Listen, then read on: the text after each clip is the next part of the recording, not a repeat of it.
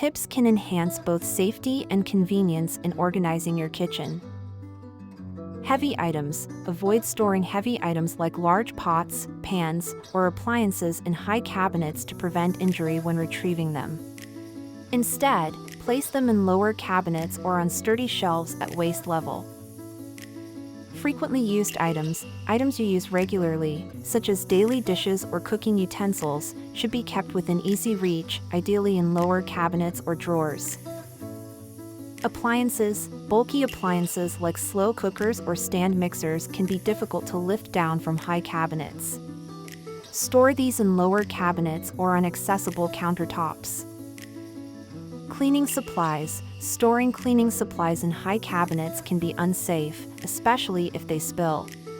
Keep them in a lower cabinet, preferably under the sink. Perishable food. Foods that expire quickly should be stored in easily accessible areas to ensure they are used before they spoil. Consider keeping them in the pantry or refrigerator.